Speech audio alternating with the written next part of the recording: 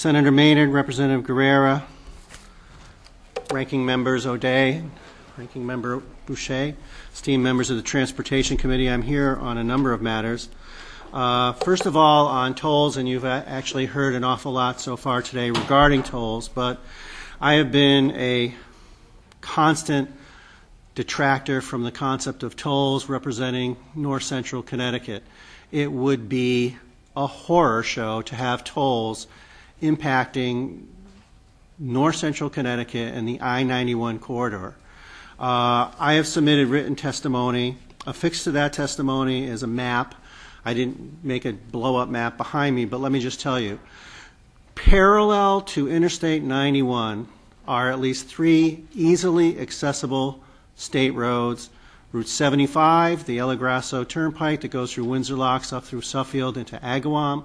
159 that is on the western side of the Connecticut River. I can almost see it from my front steps. It parallels 91, but on the western side of the Connecticut River. Goes all the way up from Palisado Avenue in Windsor, through Windsor Locks, through Suffield, again up through Massachusetts. And a major thoroughfare on the Enfield side, Route 5, which again parallels 91, and I can take Route 5 from just up the street from my house and go all the way down into East Hartford without ever going on to Interstate 91. Now, let me tell you, when we have the Big E, the Eastern States Exposition, in the fall every year, which is New England's state fair, there is such a traffic jam on 91 that people look for other ways. And even though that's way up in West Springfield, which is about 4 communities away from Enfield, people bail off of 91 and create traffic jams for at least one weekend, where I'm just trying to do my regular shopping in Enfield or traveling across to Suffield, and I hit these traffic jams and I go, oh, it's Big E weekend. That's what happens, and there's no tolls. So imagine a toll system where people can jump off or never even get on the interstate and try to traverse and make their travels without paying the toll. It will happen, and you will create parking lots in my towns of Enfield and Suffield, and I also represent Summers and Granby, which feed into that. If I can just speak very briefly to a couple other matters, and I will be brief, but Please again, for a variety of reasons, $1, $2, $3, $5, $7 tolls, it's preposterous. And I understand that you're looking for resources. The Republicans, as Senator France pointed out earlier, we have our own game plan, and we're giving you options as far as raising revenues for transportation without necessitating tolls or gasoline tax increases.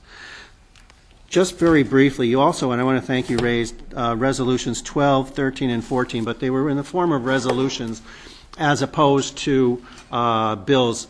I just want to clarify, because I don't want to go the resolution route. If you do insist on creating some revenue stream, or you want to create a lockbox regarding transportation funds, I would suggest to you that we have a good model out there with what we did regarding the teacher's pension fund. And the mechanism, I would say, and I'm happy to discuss this further, and this is a very important thing to me, we can't tie our own hands, but we can let Wall Street tie our hands. And that's essentially what we did when we decided to create a mechanism with the teacher's pension money. What we did is we floated bonds with certain clauses in there so that the bondholders are guaranteed the certain return on funds, which guarantees that we put X amount of dollars into the pension fund. And we can't not do that, because then we would be in default to the bondholders, which would have a whole ripple bad effect. So that keeps us honest, in my view.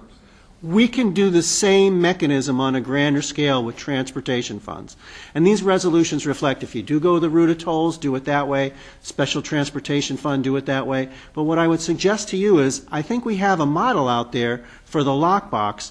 We can't be the ones holding the key to the lockbox, but there's a way to do it. Tie our own hands with clauses in our bonds, and there's a mechanism where if everything turns rosy in Connecticut economically, then there's a way to go back, at least with those pension obligations, and change them around. But we're nowhere near there, and so we're constrained to meet those obligations and make those payments into the teacher's pension fund.